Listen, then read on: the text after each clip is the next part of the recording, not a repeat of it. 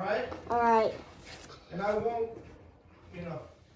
In 1808, the Emperor Alexander went to Erfurt for a new meeting with the Emperor Napoleon, and there was much talk in Petersburg high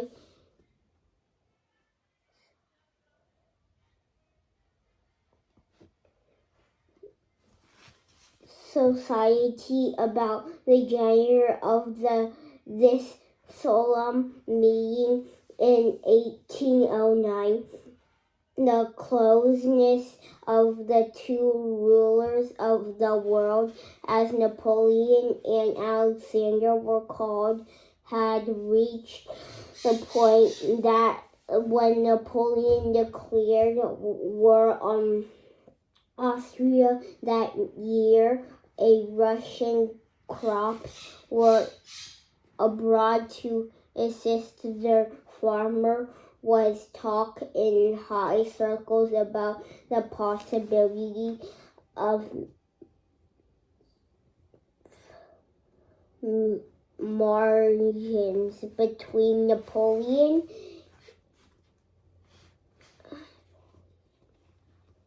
and one of the Emperor Alexander's sisters, but besides consideration for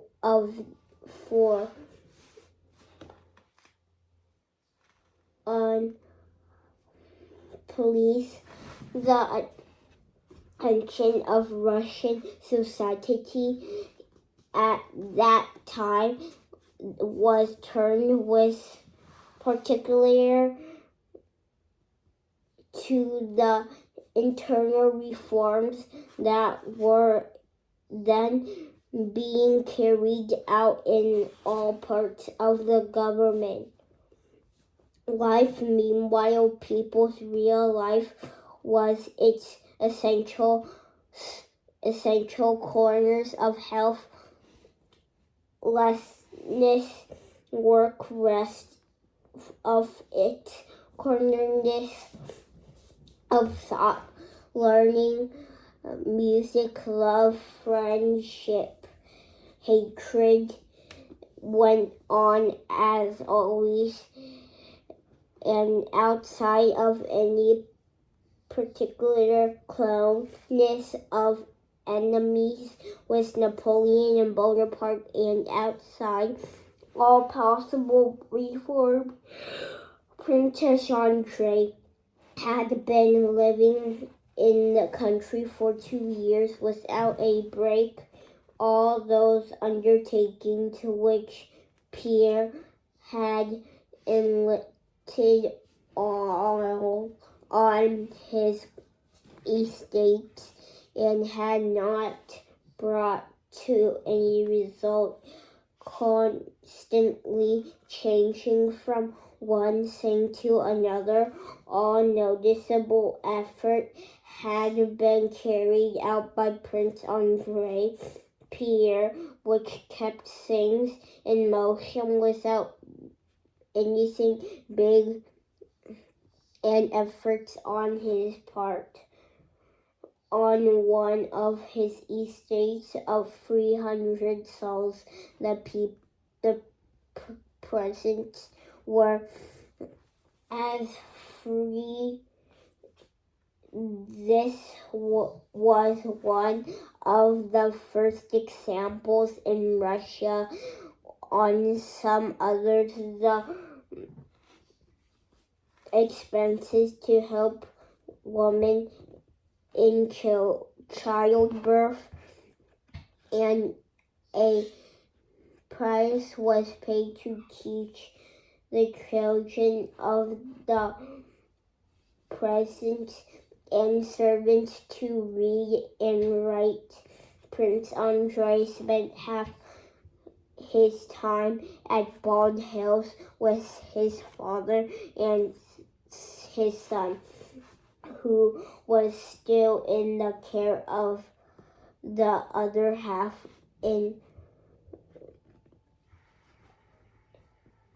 the estates. Despite the infant he had displayed to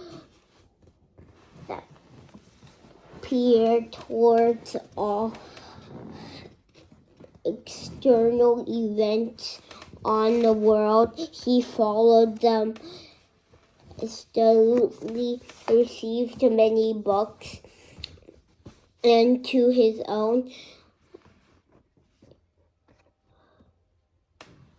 notice, when people from Petersburg came to visit him, or his father from the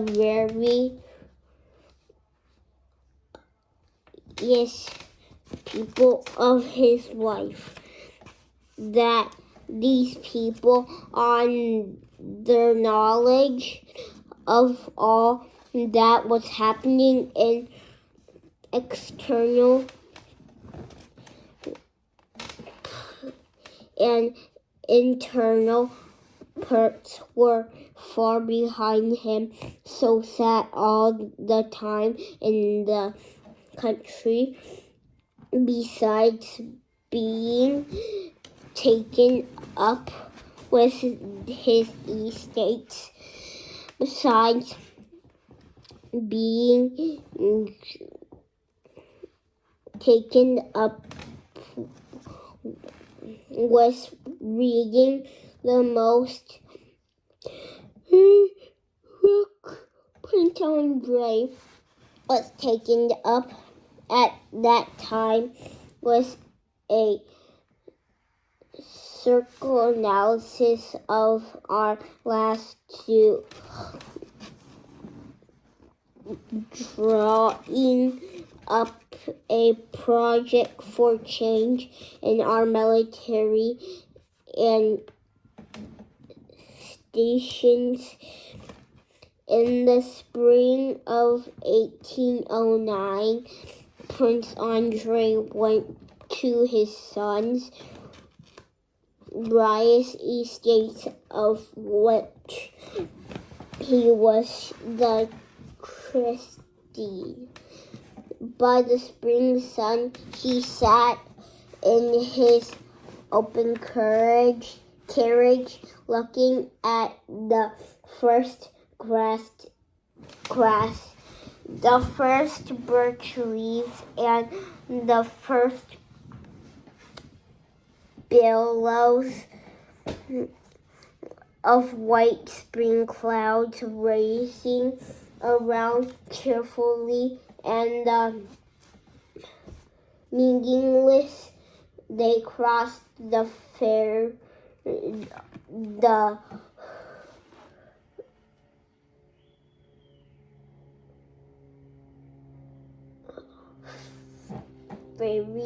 on which he had talked with Pierre a year before. They drove past a dirty village,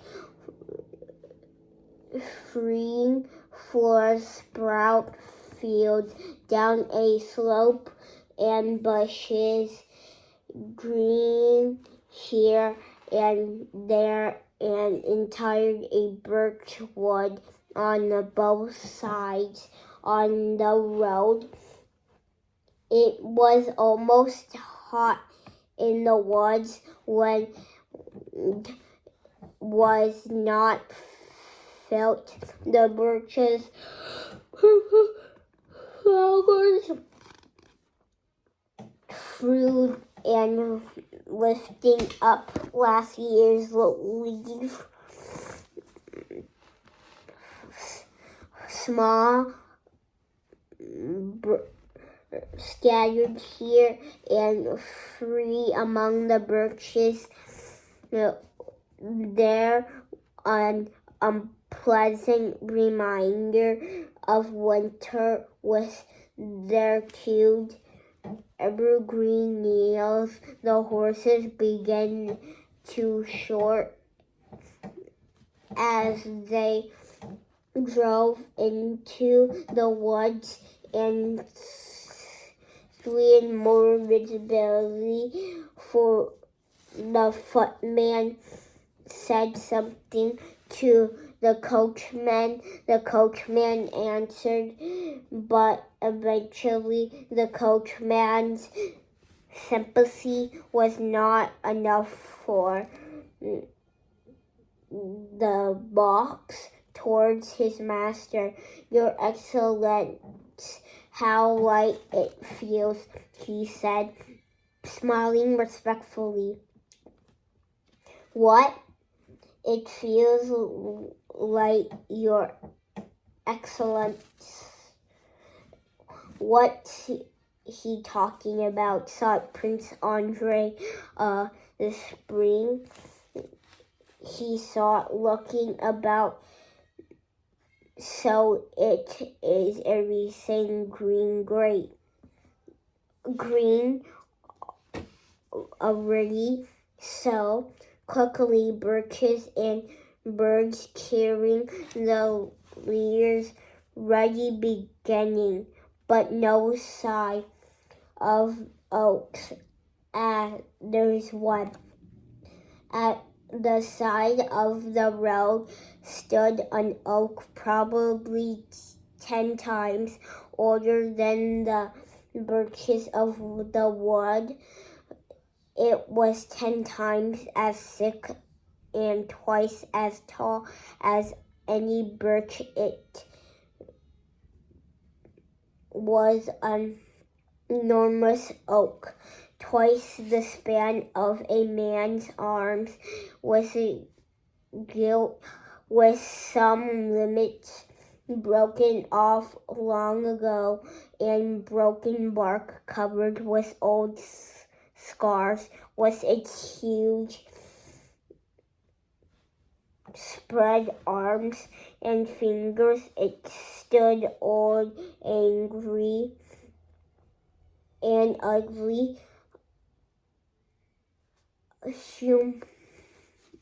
minus the smiling birches. It alone did not want to submit to the charm of spring, and did not want to see the spring, either the springtime or the sun.